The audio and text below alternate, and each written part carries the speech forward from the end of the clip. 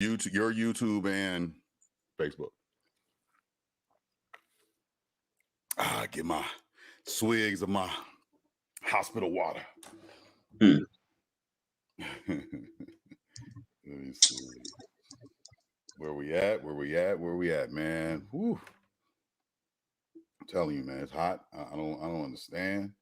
Need to open the window. Something around here. We live, bro. We got action. You seeing anything? I'm looking. I don't see it, but Let me see what I see. Do you see what I see? A star, a star. Da-da-da-da-da. Singing was not my thing. hmm. What's your forte? Nah, that wasn't my thing, man. You know, people wanted me to be like a chair is still a chair. Right, you know what I mean? On that type of mess. Uh I don't see it. I don't either, bro.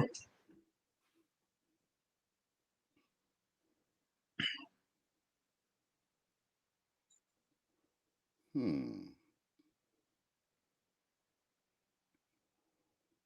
It say we live on both. Yeah, I see it through ours, but I don't see it on mine yet. It just hit. I see it. I see it. I see it. In this thing. All righty. Let's go ahead, get it going, man. Joint so fresh, you gotta Shazam it. Coming through loud and clear. It's Power 102 Jam. It's our perspective. When perception comes to truth, respecting you won't lose. Right or wrong is what you choose. Perspective. It's just the point of view, the odds and the outcome based on how you move. It's our perspective. When perception comes to truth, respecting you won't lose. Right or wrong is what you choose. Perspective. It's just the point of view, the odds and the outcome based on how you move.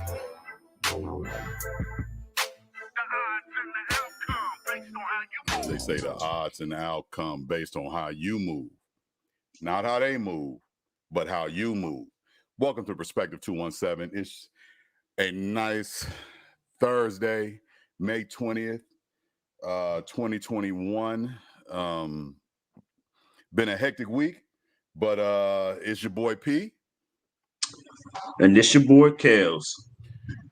So like we said, man, welcome to the Perspective 217. We back at it. It's going to be an interesting show today. We're going to kind of dive into some things that we don't normally dive into like that. So Kels, I can't start like I would always start, man, but I ain't gonna ask you how your week been because I know how your week been. Yeah. But what I will start with is it's still gonna start with you, but I want to know if you can tell our listening audience who is Kels. Now I don't want no personal information, right? Like I don't need social security number. You know what I mean? I ain't got to know, where you was born and your mama's password. I just want to know who is Kels.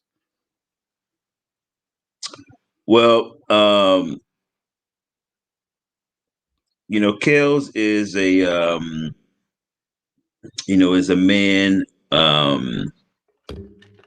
who's God fearing, family man, provider, father, brother, uncle, first of the grandkids of the family, big cousin, all around type of dude, man, that has a love for a lot of different things, travel and music, entertainment, fashion, motorcycles, cigars, whiskey, bourbons, tequila, just a rounded human being, man. That's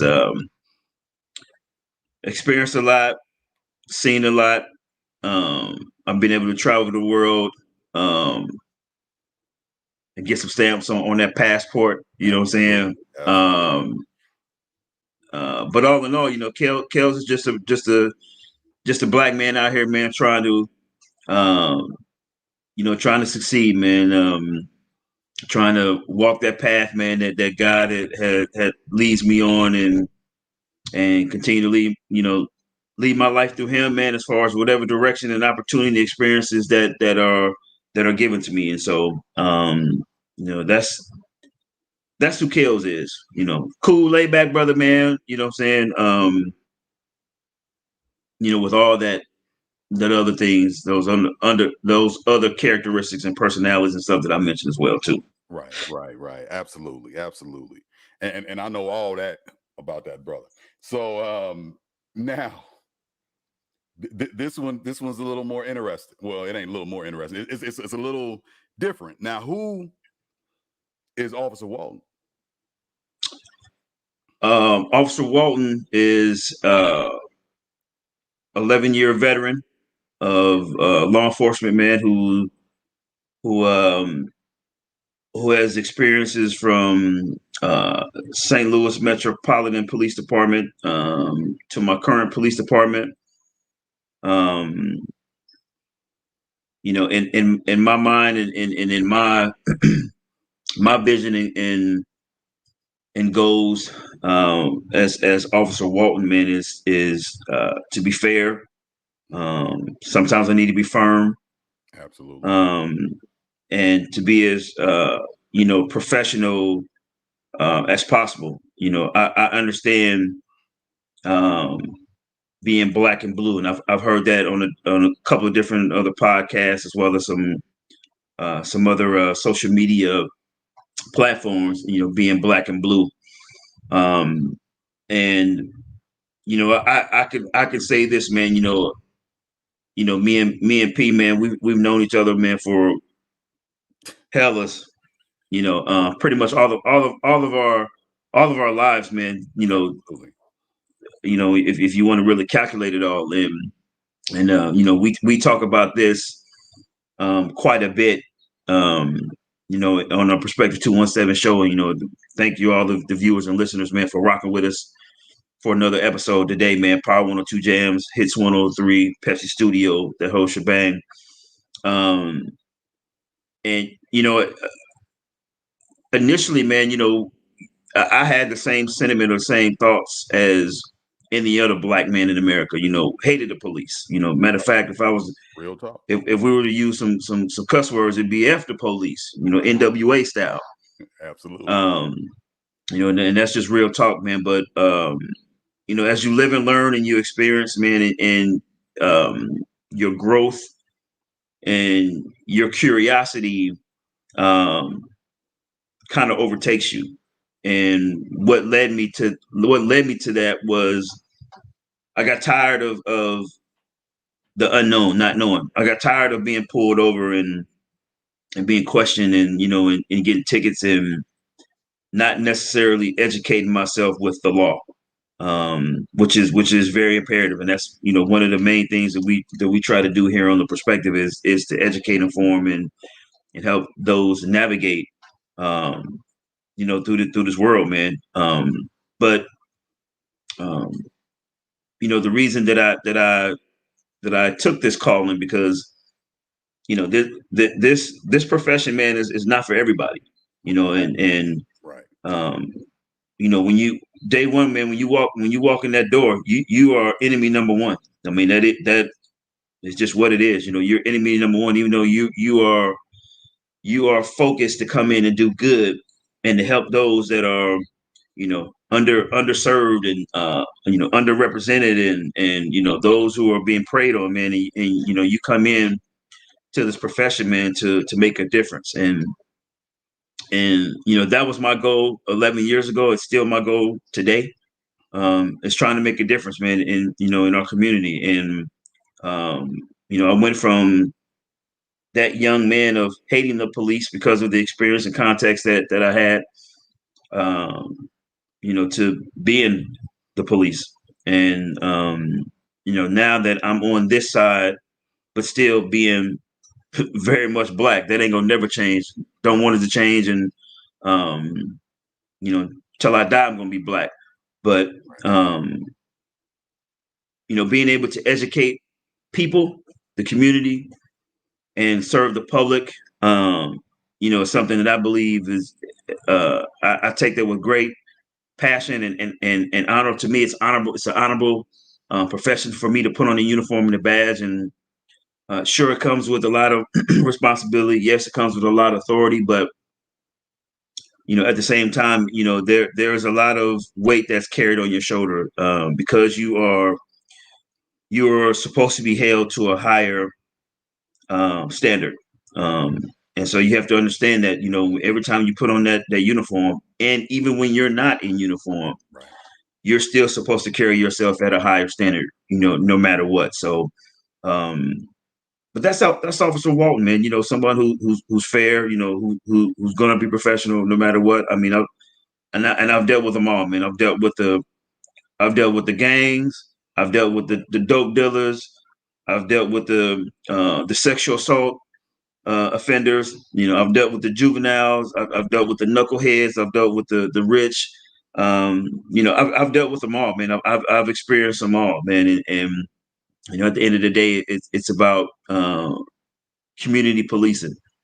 If I'm not able to walk into Brittany Trails or Central West End and speak to people that own these $1 million homes with profession, then I absolutely can walk on the Hedge Road or the east side of Carbondale or wherever the situation might be. You know what I'm saying?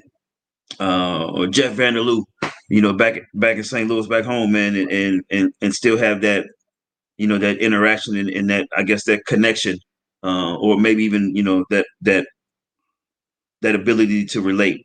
You know what I'm saying? So, but yeah, man, that's who Officer Walton is. Now, all right, you know me. So, Kales. Now, with all that said, you described two different, situations, and in a lot of people's eyes, if they just jumped in before, they missed the whole Kales situation, they would just look at one view and see the popo. You know what I mean? The one time that happened to be a brother, right? You know what I mean? Right.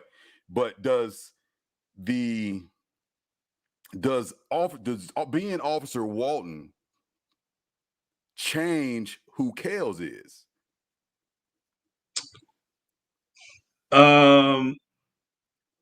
Yeah. Before I dive in that, man, before we get too deep in this, man, I definitely want to say this real quick. I want to dedicate the show, man, to Officer Oberheim's family. For those who don't know, that was one of my coworkers, who life was taken in the line of duty.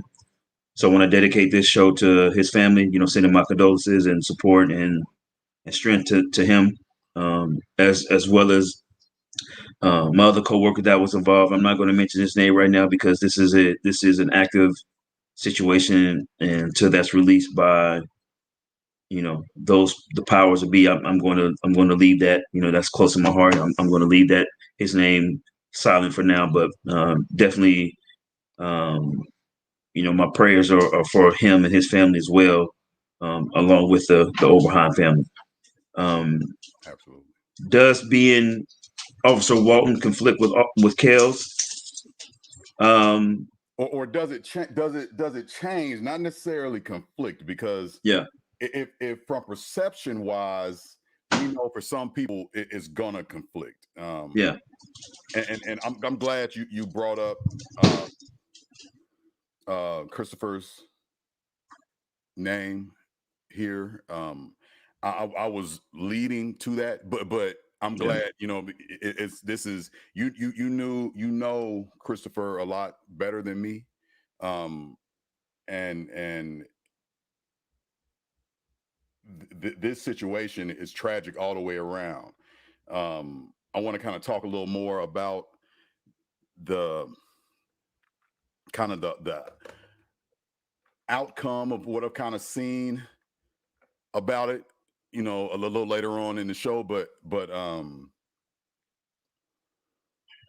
yeah, I'm glad you brought that up, man, and I'm 1,000% with you on dedicating it, you know, to him and all the families that took a loss, right? You know what I mean? Absolutely. Of course, for me, if I know the person, it affects me more than if I don't know the person, and I would say that probably goes for everybody. So Yeah. you know, there's people hurting all the way around in this Absolutely. situation, but Absolutely.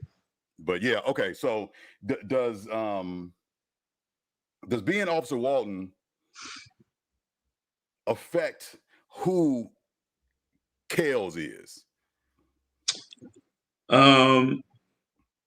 I think it does, man. I think it does affect me. And I say that because of um, knowing what my profession is, Mm-hmm. and knowing, like I said earlier, as far as those standards that I'm supposed to be held to, Absolutely.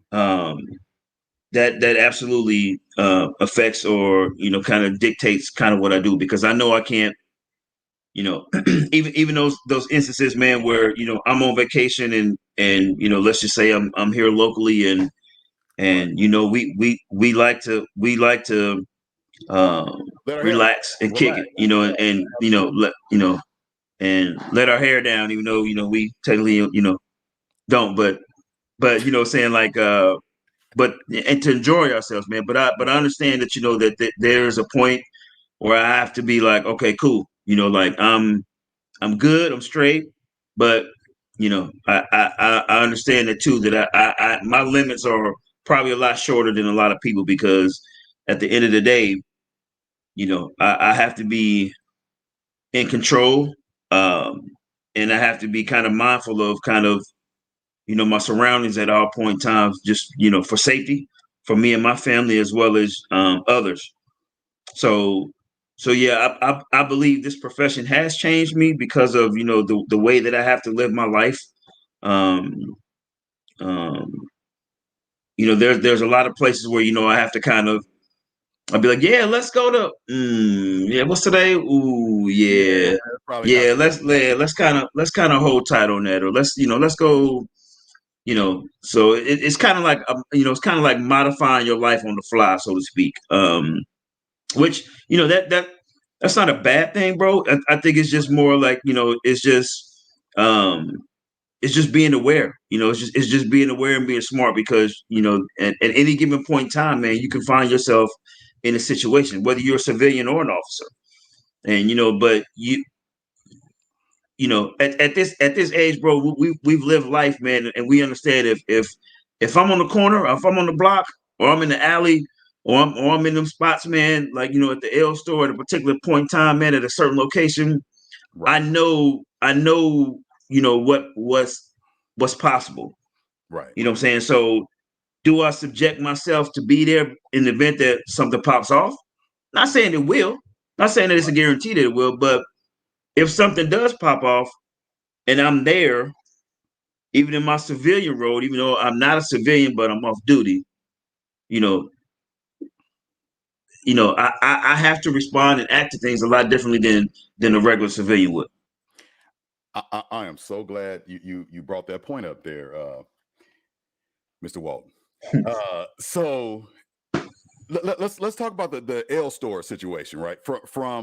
Because everybody know I was one time, I was a police too for 15 years, right? You know what I mean? My knees said the hell with me, and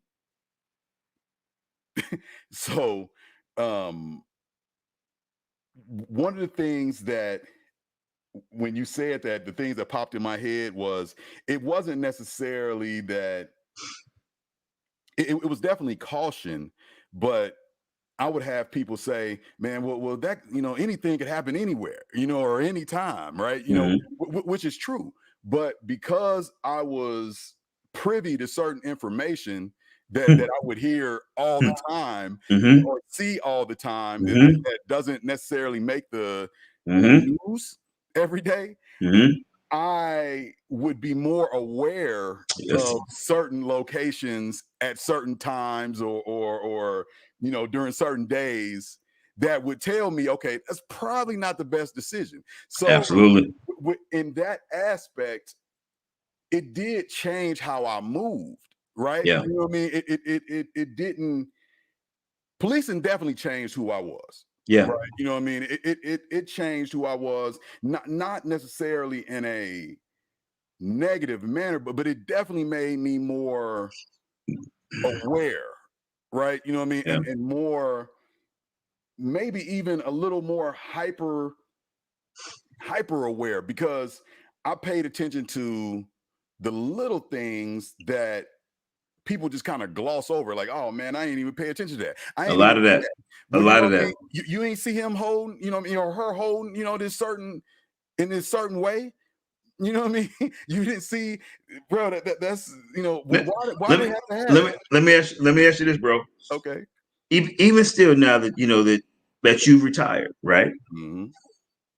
And you were out, let's just say at a local grocery store. You put any name on it, whatever, Walmart, Meyer, or Right. whatever you got out there, Name. Right. Yep. whatever name you put out there. Even still to this day, 5/20 of 2021, Right. when you walk in that store, whether you got a cart or anything, what is the first thing that you do? I check my surroundings, right? You are scanning, right? When I walk into a location, first off, I'm looking. I don't care if it's a church. It don't matter, bro. When I walk, if it's doctor's office, it is when I walk into a location.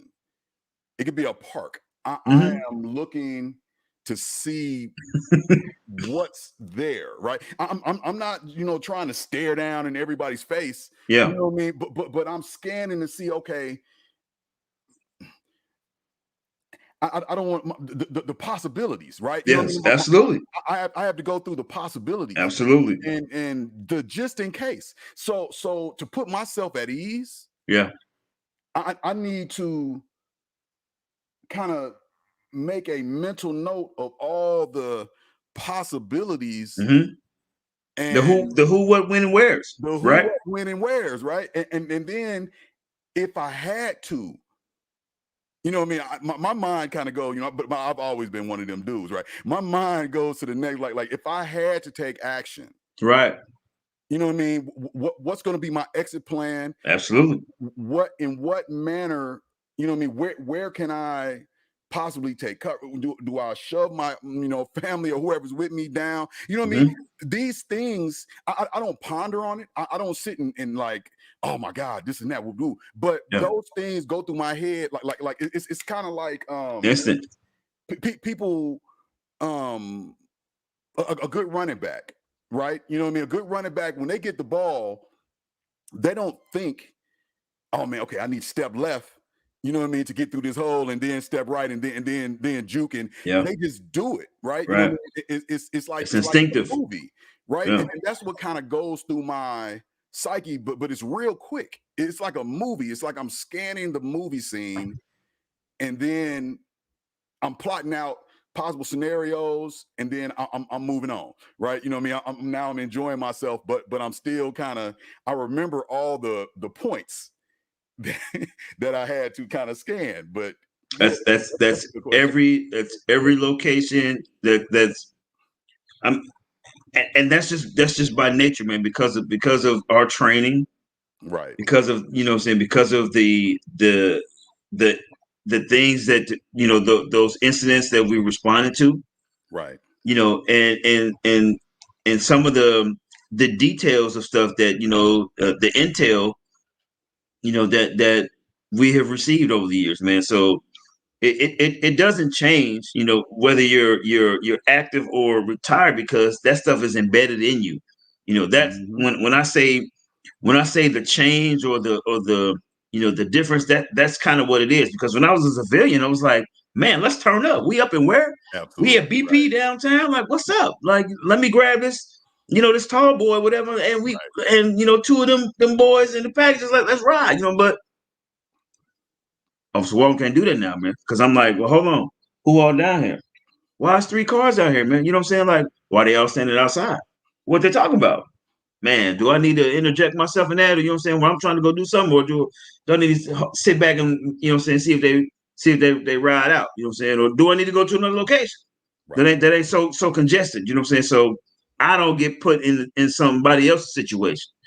You know what I'm saying? So yeah, it definitely changes you, bro. You know, it changes your whole life, man, because you know, when you weren't when you were a civilian, and even still when you being in the military, man, you had that military background as well too, that that kind of guided you in your life. And then you throw LEO experience on top of that, man. So that further heightens things. But it definitely changes, especially if you out with your family. I mean that changes everything. You know what I'm saying? Because you talking about scanning for one person, you doing all this. Now you got two, three, four, five, six, seven members of your family with you, bro, and you are basically the eyes for them. They have no clue what's going on. They might see some things here and there, but not like us. You know what I'm saying? That's just kind of that's just the nature of the beast for us. Yeah, yeah. So I just because who was also law enforcement, former law Absolutely. enforcement, been black all his life too, and Appreciate that, Cuzzo. yeah, Appreciate that. he was out in Louisville, being one time, but he we've had many of these discussions just like me and you have, and Mhm. um, it's just there those are some of the some people may say it's extreme, but those are some of the mild things that I would say kind of change in Yeah. law enforcement, right? You kind of um, in certain situations, I think you get a little cynical. When I say cynical, I mean your sense of humor changes some, Yeah. because you have to somewhat, I dealt with, and I'm gonna speak for me. I'm not gonna, speak for everybody, but I've seen it kind of happen around. Is that I saw so much bad stuff happen to people, that I had to kind of the things that people would be horrified about. I would have to keep myself from breaking.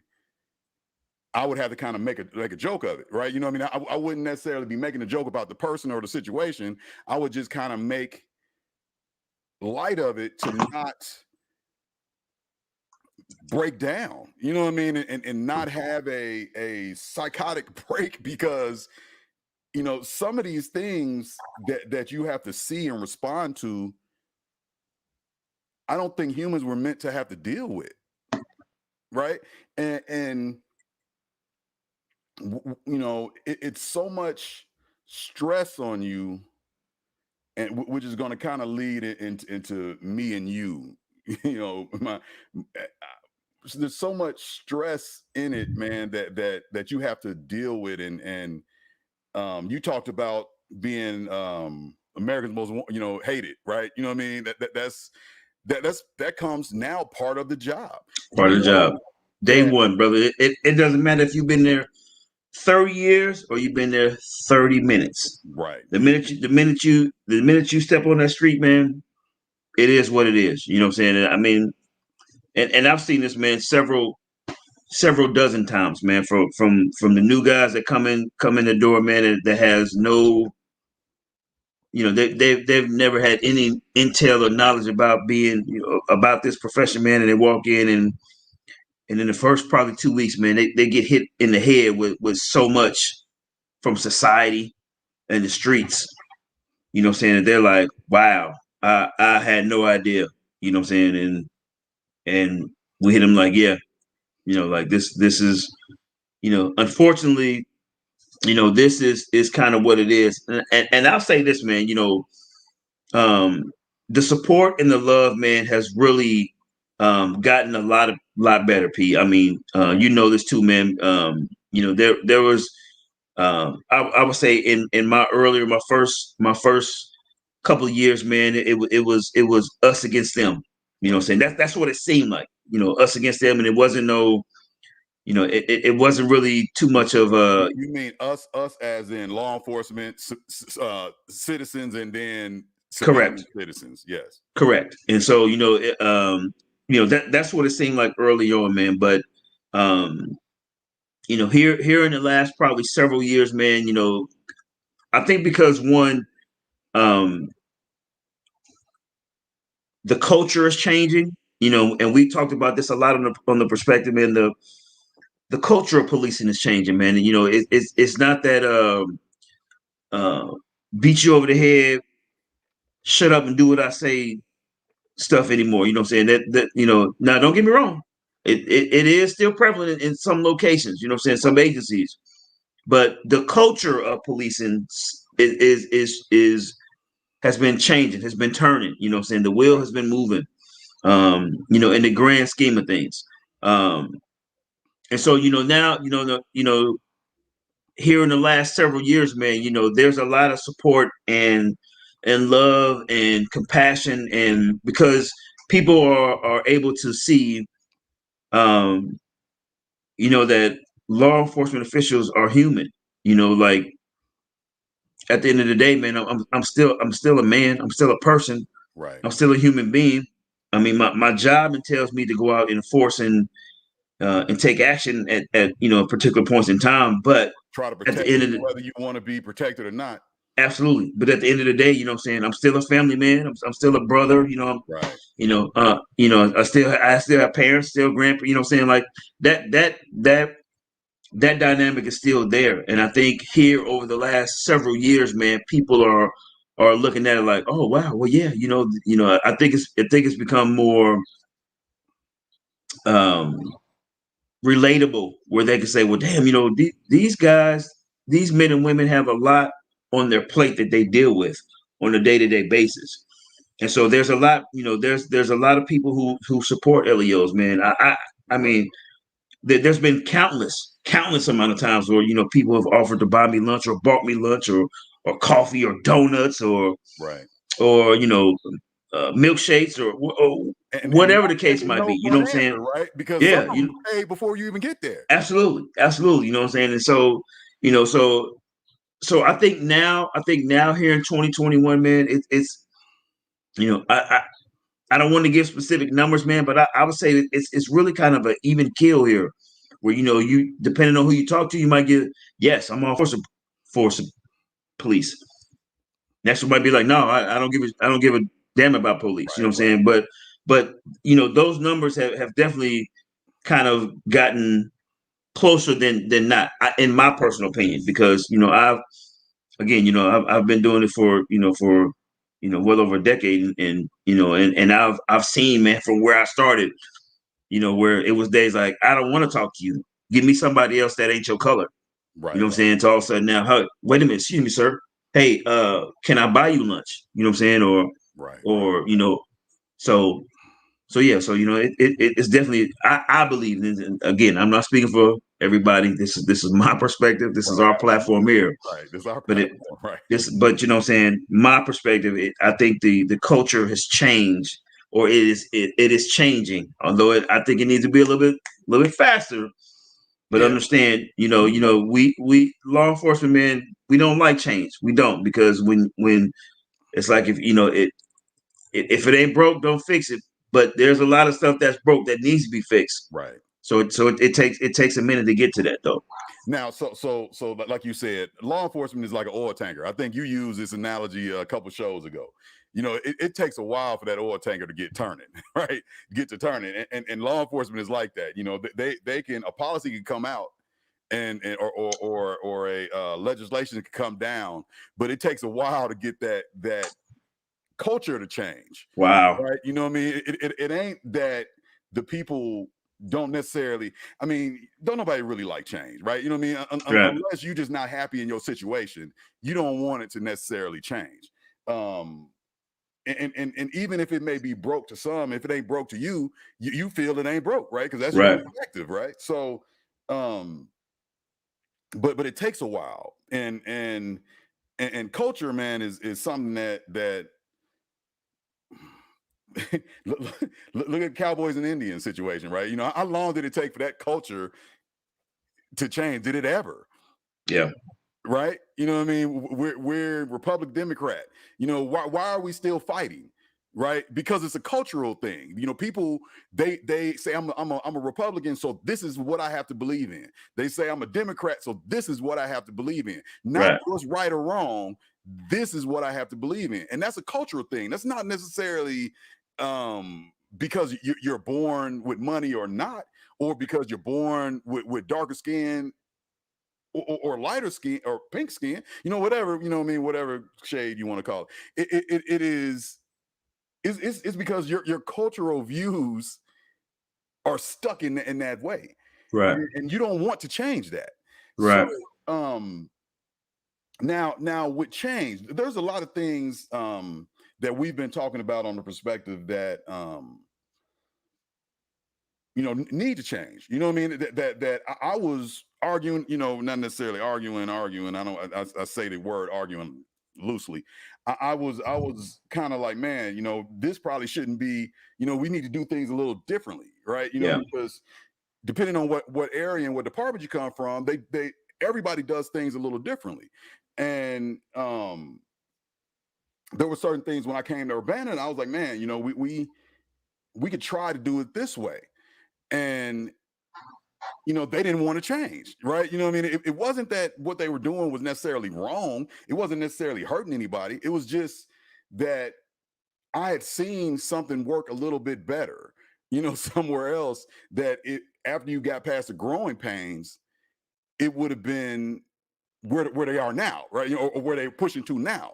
But this was back 10, 11, 12 years ago when I presented it to them because it was already happening in Wichita. And you know, it just took a while for them to kind of get back around to it. And so the question I want to ask you, Kale, and this is your perspective, do you now we know that just because there's changes needs to be happen and the movement may be going in a good direction, does that have negative effects though? And I'm asking like specifically like for law enforcement, this whole because of all the stuff that's been going on and these but I was about to say something else. These people that don't belong in the profession doing these actions and they're actually finally being held accountable for it. Do you think that it's affecting the ones who are trying to do the job the right way for the right reasons and causing some type of hesitation? Do you think that's a negative side effect of this change? Yeah, and the reason I do, man, is because, you know, like I said earlier, bro, you know, the old school way of handling and dealing with things was shut up, do as I say. Right. And then, you know, whatever happens after that, you know, then we'll kind of deal with that. You know, that was the quote unquote the old school way of doing things. And so, you know, that's been kind of the lineage of uh, policing, you know, from its founding points. Right. You know, it's existing. That's kind of, you know, why it was created to, you know, to make sure I it kept am the law. Right. correct, to keep us in check, to make sure that we Right. get back to them plantations and Right. so forth. We ain't gonna drop no history like that today on this episode. Right. But that being said, you know, that kind of ideology has remained still the underbelly of the culture. Right. And so, you know, that has been kind of the elephant in the room, so to speak, Mm-hmm. where some have taken that to heart. And when I say that, man, you know, there's been uh, generations to generations to generations of, you know, people that you know, families that have kind of been involved and kind of taking the helm and being the, you know, the powers that be, to kind of, you know, lead certain, you know, departments and stuff like that. And Right. so yeah, so it definitely makes things tougher. It definitely makes it definitely makes you second guess yourself because the bad ones that have basically been um, ousted or depicted or caught on camera. I Right. mean, it's just so disgraceful and blatant, bro. It's like you don't want to find yourself associated with that, because of the fact that that's not policing. You know what I'm saying? Now that is a way of that. I don't know. I wouldn't say that's been trained. They weren't trained like that, but they've definitely picked that up from Well, some person or somebody down the line, man, where they think that is the way to do things. So yeah, that it definitely makes you um kind of be more mindful and aware that if something was to go down, right. do I want to find myself in the middle of some stuff Right. that is going to jeopardize my life and my livelihood? Yes. So I what comes to my mind when I ask that question, Kale, is because a lot of the stuff that's in the media and that's on TV now is you know law enforcement citizens shooting non-law enforcement citizens. Um and the backlash from that, um if I was still on the street, I think for me it would kind of self-consciously make me want to kind of hesitate because I don't want to be that next person that people are trying to crucify. But what you were saying, I'm just getting kind of more specific on what was going through my head when I asked the question, on whether I'm gonna draw my weapon or not, right? Because people nowadays, it appears, are more, they're more apt to provoke. I've witnessed it, right? I've witnessed where people are more, what you gonna do? Shoot me?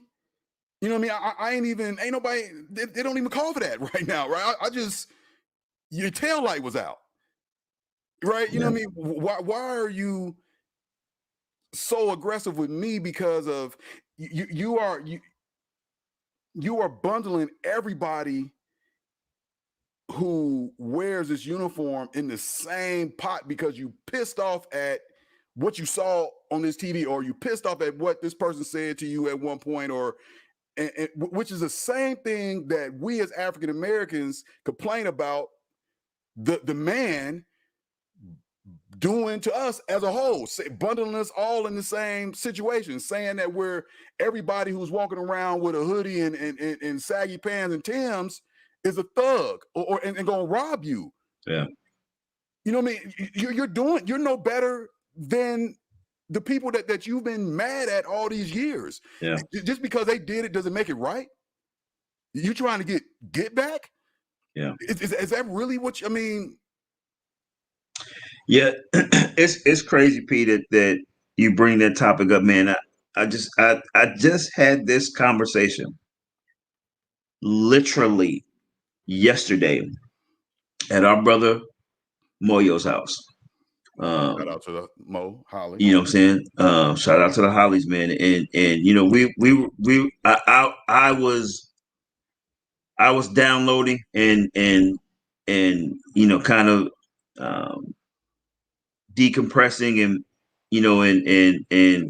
he just had some real A questions, as far as like like Kales, you know what I'm saying? Because you know that's who our family is, man. He Kales. Mhm. So tell me, bro, like what happens or what do you think about this, man? And and I was telling him, I was like, a lot of the contacts, man, um that are made with the community and police um are really not that serious, Pete. Right, I know. They're not that serious until someone whether that be the civilian or the officer, Right. elevates or escalates that contact Right. unnecessarily. You know what I'm saying? Because we're people. We're Right. people. Just as much as this person that's driving that 1989 Toyota Corolla Right. or driving that 2022 Mercedes Benz or Cadillac Escalade. We're, Man. we're all people. Right. Everybody goes through things. Everybody's dealing with stuff, and everybody's got stuff they gotta handle and places they gotta be until that contact is made. Until somewhere or another the lining up of the world of the stars and the moon and everything lines up to that particular location where you're now talking to the police, right? And that could be whether a failure to signal or your bump a stop sign or you're speeding or you don't have a cell phone or you're on your cell phone or you don't have a seatbelt on or whatever the equation is you want to put in there. You know what I'm saying? Whatever you want to put in that equation. The point being that you're stopped now, and Right. so two people. One is the enforcement of the law. The other one is a civilian. Right. And there is an opportunity for a couple of things to happen, right? Where an officer can use discretion, like, hey, what's going on, man? Why you pounding down the street, man? Doing 50 in a Yep. 30. Officer, man, listen, my wife is in labor. I got to get to the hospital. Officer, man, I'm supposed to be back at work, man, in 10 minutes, man, and I can't be late, man, or I'm gonna get fired. Or I don't know, man. Do what you do. Do your job. Right. Yeah. I You mean, know what I'm that's saying? simple too, right? And whichever one of those scenarios, and there's probably 20 more, Right. 20 more scenarios you can put out there if you choose. But the moral of the story is, how do you conduct yourself Right. as a person that now is being detained on that stop, whether it's in your car or you're walking as a pedestrian or the police pull up to you at the bus station or at the train station or at the mall or at the gas station, whatever it is. You know what I'm saying? Are you going to be the person that's going to be like, you know what? I don't know what's going on. I got a lot of questions, but right now I'm not going to try to have court in this moment because Right. I'm not going to win. Whatever it is, I'm not going to have a court proceeding. And I'm not going to win right now on scene. So, okay, officer, that's cool. Yeah, here go here. Whatever you need, I got it for you. That's cool. You know what I'm saying? Just what's your badge number again? Cool. All right. What car you driving? All right, cool. Right. And then you follow up with that. Or are you gonna be that person? Be like, man, you know what? Today is that day. I'm gonna give you that smoke. Right. Today I'm gonna test these boundaries to see how far I need to go to see if I'm gonna get a reaction or not. Like you said, folks that try to test it. Yeah.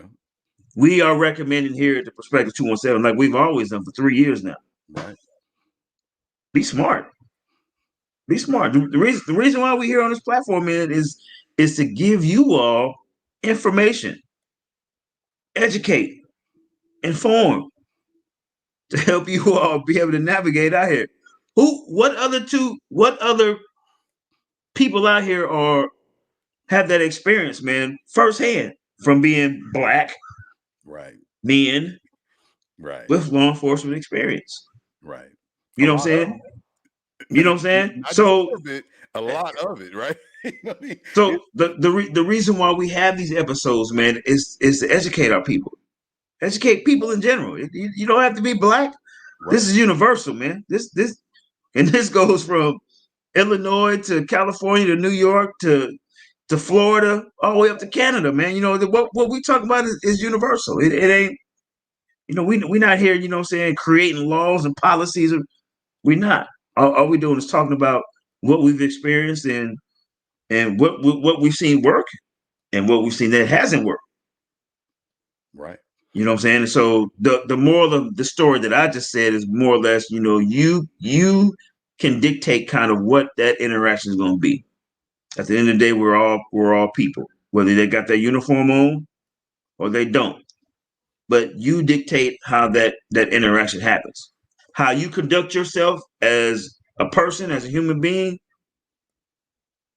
that part of that interaction is significant on how that ends. Yeah. Man, Kale, you said, ooh, a mouthful. So the thing that you covered and that I talk about a lot, and I use these words, right? We talk about the odds and outcome based on how you move, right? But what we're saying is you control you. If I'm the police and I pull up on you and you feel you didn't run that stop sign, and I say license and registration, ask me, why you pulled me over, however you ask me, and then I say, well, you failed to come to that, complete stop at that stop sign at blah blah blah blah blah, and you can either choose to react or choose to respond. Right? Reacting means that you allowed my actions to control what you're doing. Mm-hmm. If you respond, you took thought. You thought about your next course of action, and then you were responding. Well, I felt that I stopped, but do you need my license and registration? Like you said, okay, here's my license and registration. Right. Right. You are still responding, and you can get all the information like KO said, badge number and look at the intersection, so that you feel like you stopped. And but if you react to being stopped and F you 12, why you stopping me? You chose to react, which I used to react when I was younger.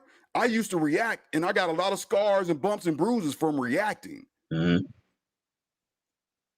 physically and philosophically, right? You know what I mean? I got, and life wise, I got a lot of bumps, bruises, and scars from reacting. When I learned to respond, then my life changed. We have too many people reacting to an action, to a stimulus, and then blaming that stimulus for their reaction. Mm-hmm. Instead of taking ownership for what you do, how you move, you blaming the stimulus. That's like saying, I'm gonna deal with the sneeze, but I ain't gonna deal with the cold, the allergies. Yeah. And just so we are crystal clear, we are not saying, because I can hear the man P and Kales, man, they over there talking that smoke over there on the perspective, man. Well, it ain't always my fault, man. It's always the police fault. We are not, we're not debating and saying that there are no errors or flaws on the law enforcement side. We're not saying that. What we're saying is this: make sure you conduct and handle yourself accordingly. Right. So after that, if you get a ticket or your vehicle get towed, or hell, if you go to jail, you know, you can contest whatever it is that contact or that interaction resulted in. That's all we're talking about. We're not saying that, we're not saying here like, oh, it's all y'all civilians, y'all the ones that, we're not saying that. We're talking saying to on the certain police instances, too. if it's a traffic stop, Right. then just prepare yourself. Right. Have the knowledge to be able to deal with that interaction, so that one, you survive. That's what it's all about. Man. Going home to your loved ones and your family at the end of the day. And whatever else after that, then you can come back and address it with that, you know, whatever that local department is. Sure, there's going to be some officers that don't give a damn what you say, how you say it, what happened. Absolutely. But at the end of the day, it's about how you move, how you react, Right. what you say. How you respond to the situation. Absolutely. You know what I'm saying? So we're saying here at the Perspective 217, man, just don't get caught in the heat of the moment because there's a lot of emotions and feelings and that stuff overtakes you, man, and you feel that you know that you are being looked down at and upon and all that stuff. Don't let that stuff overtake you. You know, understand what your worth is. We talk about that a lot on the Perspective. Knowing your worth. Yes. You know, is your life worth you losing it over a stop sign violation or a music violation or whatever it a is. littering whatever violation you want to put in there? Is it really worth that? You know, that's more or less what we're talking about here. You know, just being able to stay inside your body because you know you sometimes you deal with law enforcement, you get out of your body, man, and the worst of you know what I'm saying, you feel some type of way and that comes out. But understand when that comes out, guess what?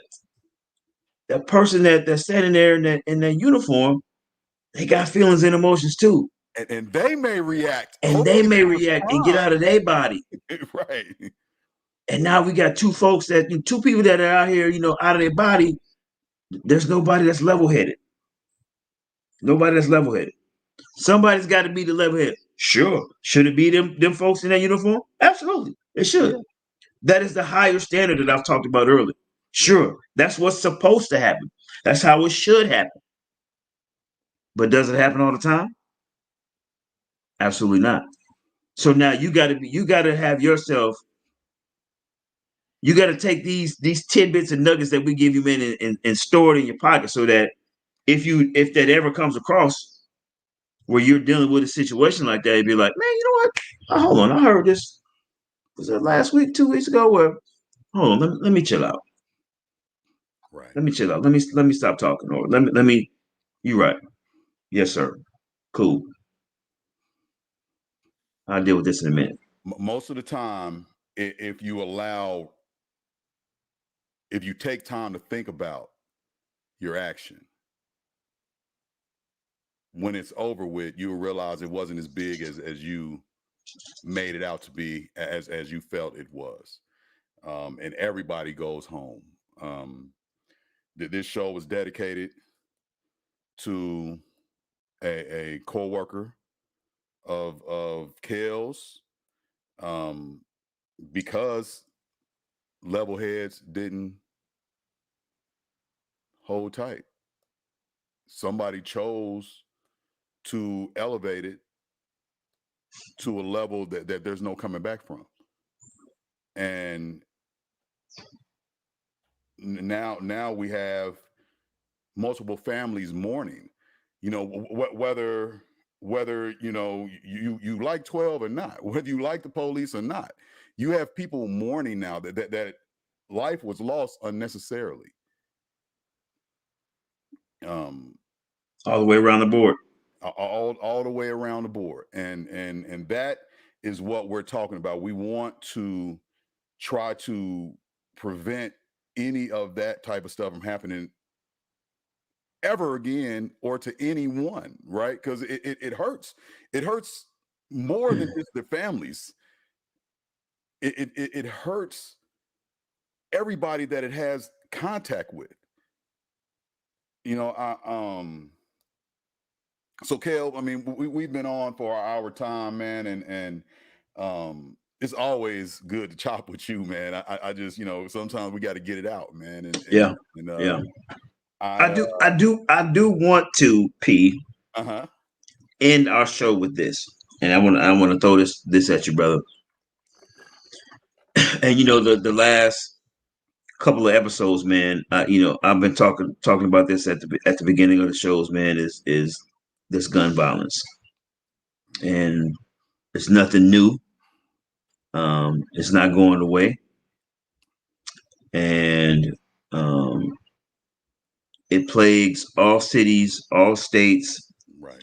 It doesn't matter what your population is, whether it's 10,000 or millions. Typically, it affects you know those larger cities where there's more people that has more access and things of that nature. But it all trickles down, though. Um, I ask you this, my brother. Yes, sir. What do you think? What is your opinion? What is the remedy of this gun violence that we have, man? What do you think we need to do as a society, as a whole, law enforcement, whatever the resources are out there, brother? What do you think are some of the things that we need to do? On all sides, community, law enforcement, um, hell, politicians. You want to throw them out? Whatever. I'm putting Just if I add that, everything out on the table, bro. What do you think is what do you think is something that we can do, man? Some things because I'm not throwing all this pressure on my brother, man. Because again, this is the perspective 217, man. We don't have all the answers. We know we don't speak for any other. We don't speak for any agencies. We don't speak for any other people. This is P and Kills. We chopping it up, you know. But at the same time, we talking to our viewers and listeners and people, man, as far as trying to inform them and educate them, because I guarantee the same stuff that we got going on in our respective cities and states that we live in, you got it going on too.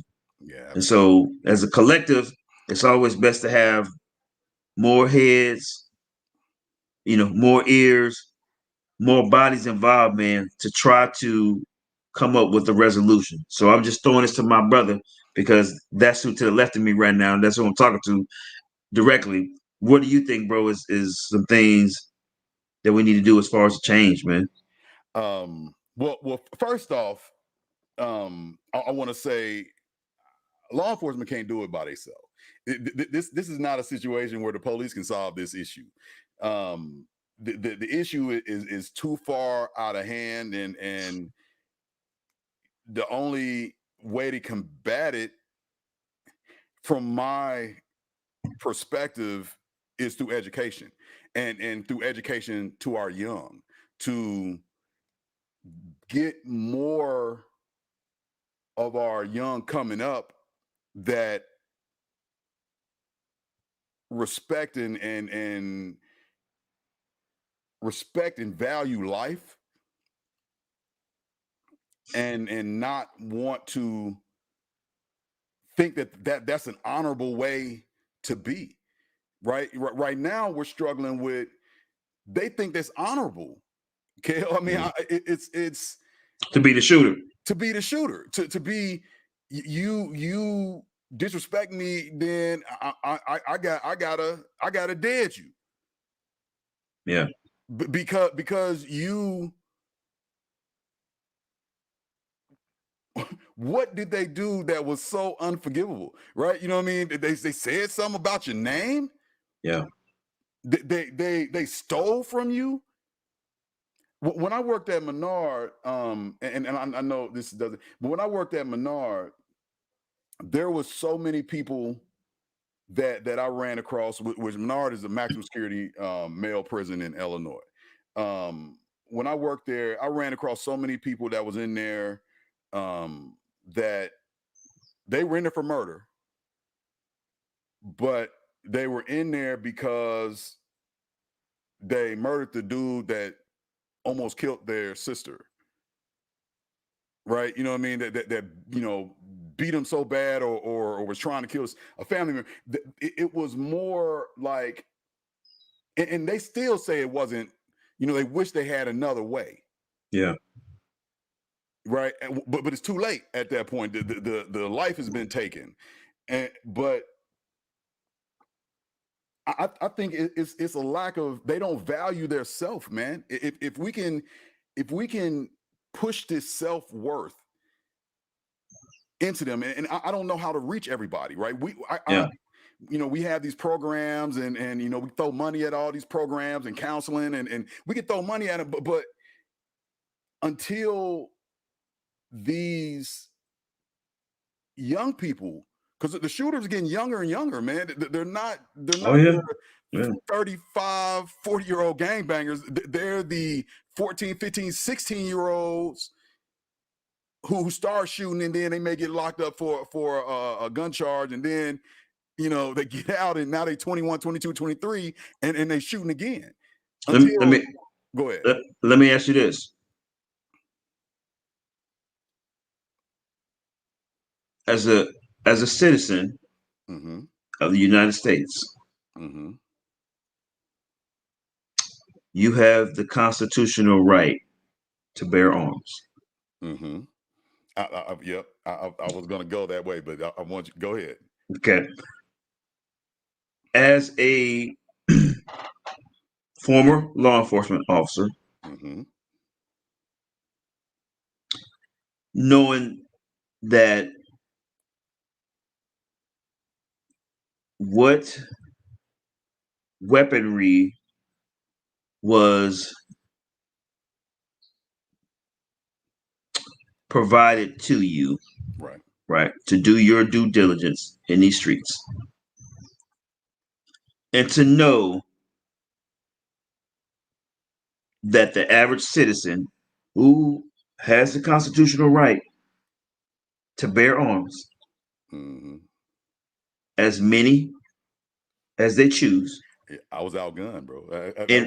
In whatever capacity they choose. Do you feel that the onus is on the manufacturers, the politicians, the NRA? I mean, where do we start at, man? Because there are millions and millions and millions of guns out here on these streets, man. Guns outweigh the total population of people. Jesus Christ. So okay, let me dive into that real quick. So I was on Mamarazzi Mondays, right, a few weeks back. We're Tijuana. We had Mamarazzi on here a while back, right? And she asked me. She was talking about the police not carrying guns because she wanted to say that that to stop them from shooting people, they shouldn't have guns. I said, but in order for that to happen, our government, because she was saying, oh, well, there's other countries that do it, that the police don't have guns. I said, very true. But the citizens don't have guns either in those other countries. And she's like, oh, right. You know what I mean? It was kind of like in order for you named all them people, the politicians, the NRA, and the gun manufacturers. It's about that money, bro. They're not going to, even if laws were passed, which we'd be far-fetched because we're fighting over money. It's money involved in that they're not going to give up. Why is it taking so long for weed to be legalized? Right? Because they haven't found a way to get monetized off of it, to get the money off of it. Alcohol, when it was bootlegging, it was illegal. Yeah. But as soon as they found a way to put a tax stamp on it, now I can go buy 27 cases and kill myself. Yes. Drink to death tonight. Tonight, if you wanted to. And it was legal. Yeah. No repercussions. There ain't nothing except I'm dead, right? Yeah. I'm bloated as hell, right? But I'm dead. The guns, until as a society, and that's going to take all sides, bro. That's going to take people to say, I'm okay with giving up this money, and it's not a Republican thing. It's not a Democratic thing. It's not an independent thing. It is a human survival thing, the people who are making the money off of it aren't affected by the gun issues. They are not. It's the ones that are don't value their life and making no money off these guns. They ain't making no real money No. off the gun situation, because they think they out there getting money. Yeah. They ain't making no real money. They ain't making no wealth. They're not making anything they can hand down to their family, grandkids, and great grandkids if they even make it that far. Right. Because of these guns that they want to do the gunplay. The educational aspect is all I can think of is the only thing to combat it. But it's going to be like that oil tanker, bro. It's going to take a while, and unfortunately, there's going to be a lot of weeding of people that don't value their self before we get to a place where those who respect it and respect each other choose not to shoot. That's just my perspective, right? I mean, that's the only thing I've been, the reason we used to do them gun safety things at the schools. And when why do we go to elementary school? Yeah. You know what I mean? Because we want to try to catch them early, Right. But then they get out in the neighborhood and they're being taught something else by the people who they live with. Absolutely. Right. And we're lames because we're telling them not to shoot each other. Right? Yeah. So we're combating a cultural issue. And it ain't just blacks, right? You know what I mean? So no. This is universal. This is universal. You know what I mean? They're killing each other. Yeah. With guns. And then, but they make excuses for one and point the finger at the other, right? Which is also our society. Facts. Right? It's let me see. Go out and rest of the gun. It wouldn't. So Shorty Red said every black person in the U.S. Of age should go out and register for a gun license. That's when the law would change. I get the concept, but it still wouldn't change, right? Because that's just more money that the people who are gaining from that would still get. Even if they don't want us to have it, we're still outnumbered. The people who have the power and have the money, but I get the concept. Yeah, I think the notion of seeing an increase of black gun ownership would maybe sway these politicians. Good point, though. Good point, though. Absolutely, I get the concept. Good point, though. Yeah, that is a great concept and statement. Because I think they feel that, I think society. Let me say this. I think society. Because let me change my words when I say that. I think society believes that black people don't have any influence or any education, or they we don't own any TVs or anything like that. So we're not going to get informed about things that's going on, politically or anything else. And so that is a I would be interested. I would be very interested to see the uptick, and I believe there has been some uptick, bro, in black ownership. Due to that dude that was in office for 4 years prior, because of his rhetoric. Because right now, I mean, if the state of Illinois, man, if you go and apply for a Ford card right now, I don't know what the specific return time is, but I know it's delayed because there's so many inquiries, where people are like, well, man, let me be on guard, man, because, just in case, whatever, I want to have something. So, bro, I live in Oklahoma now, right? I still got my FOIA card active, valid, right? So when I come back, yes, I ain't worried about nothing. You still too legit to quit. Absolutely. So I got out here. Now I have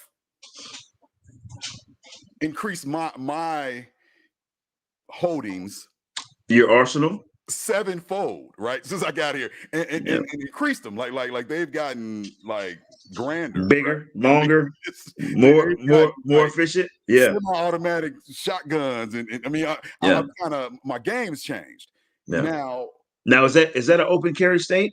It is an open carry state. Oklahoma, you don't need no Floyd, you don't need a carry, Yeah. concealment. You All don't you need need is a any of that. valid driver's license. You just need to Be living. be be be a non As long as you got a right? post, you good. A non-felon, and for non like me, I don't open carry just because I don't.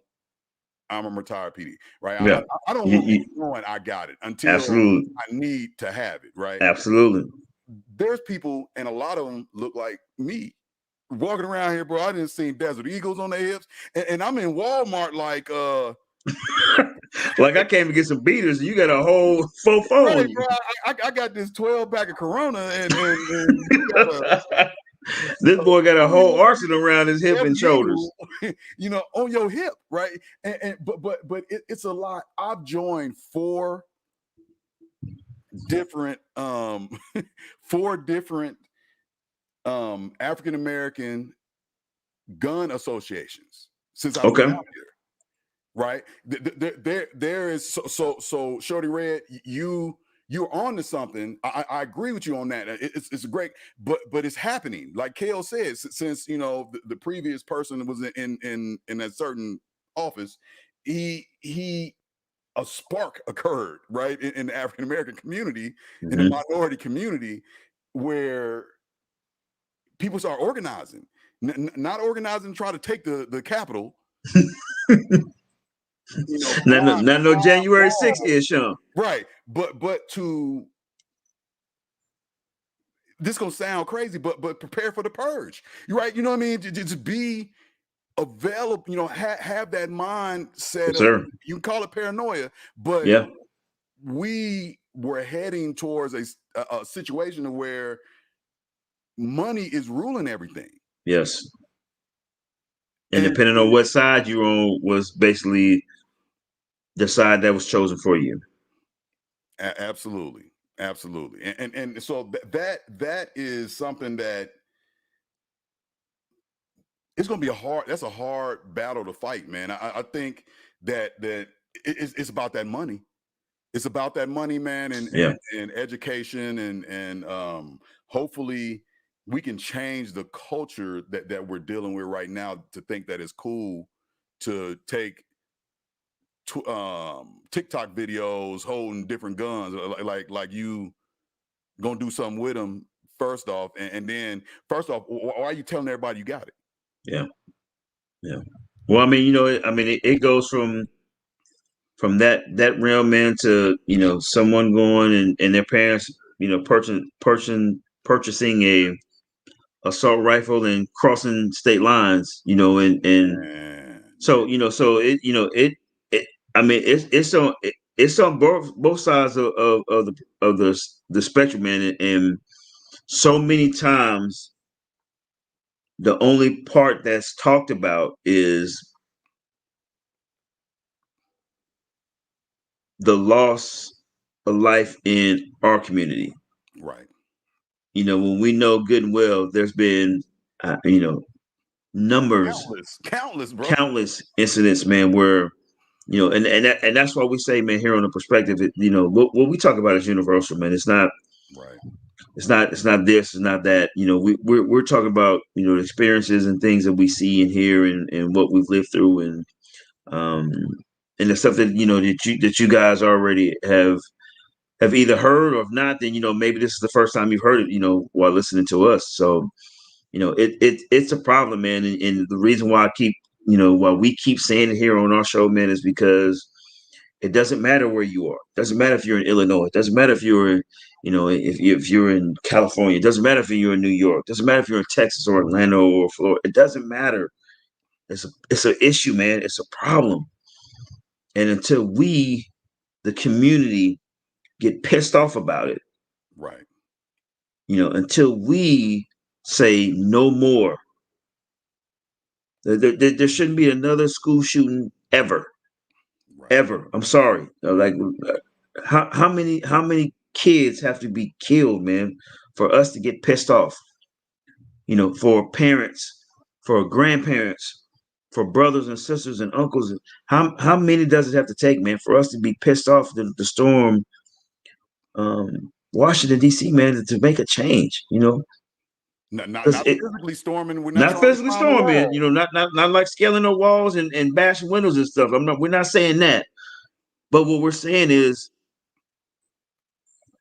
when is enough, man? Where a family member is lost, or a friend, or a coworker, or a neighbor, or whoever it is, man, that we get pissed off enough to stand together as one to say, hey, listen, the people that we've elected to speak for us, to guide us, to make laws for us. When are you all going to do something worthwhile on both sides? Whether you're a Absolutely. Democrat or Republican or independent or whatever, It don't matter, right? it don't matter, because right now it's about getting it right. That's what I care about, getting it right. I don't care what your political status is, as long as you get it right, so that the people will have fair and equal opportunity. That's what it's about. Man. Whew. Kill. Said a mouthful, brother. Said a mouthful. Man, we don't get to just chop. You know what I mean? Very much, man, because we always got somebody that we bring it on, and we got to kind of cater to them a little bit, even though we give our perspectives, but we don't get to dive in, man, and it's refreshing. Absolutely, bro. I'm still praying with you, bro. I'm still praying with the I know you didn't say the department earlier, but the department, from the chief down, all their families. I'm praying for the family of the other person involved, because Yeah, they didn't yeah. ask for that either. Everybody loses, man. You know what I mean? Everybody It loses. was you. Everybody loses, man. Everybody, man. It's our community, man, is turned upside down, man. I'll say that. Good, bad, and indifferent, man. Nobody has won out of this situation. Absolutely, man. Absolutely, man. So, do you have any? We said a whole bunch today. Do you have We did, any closing closing remarks, man, or anything you want to kind of? man. Just my prayers and condolences, man, to the Oberheim family, man, and the other family that's involved too, as well as the other officer that's involved. Thank you for everybody, man. That's either text or Facebook message me, or called me, or reach out to me on whatever social media platform, man. I really do appreciate you guys, man. It's been a difficult, trying time, but I definitely appreciate everybody reaching out. What I'm saying, law enforcement and civilians and loved ones and Absolutely, friends and co-workers and ex-co-workers and everybody involved, man. So I appreciate all the well wishes, man, and just the reaching out and checking on me, man. I really do appreciate that. So, otherwise than that, man, minute by minute, day by day, you know, I definitely appreciate P, man, for wanting to go ahead and have an episode today, because we talked earlier today, man. I was like, man, like, what you want to do, bro? yeah, And I was like, man, I think, for me, this being therapeutic, and as well as being able to, to talk to our people, man, our viewers and listeners, and kind of give them some insight of everything, man. So, I'm very appreciative to be able to use this as therapy, as well as, get our perspective out here. So appreciate you guys tuning in and listening to us. absolutely. Well, it's Perspective 217. We've had another great show. We're going to catch up with y'all here shortly. Hopefully someday here real soon. We'll be doing the show from the sand somewhere. But until then, it's the Perspective 217, and we out.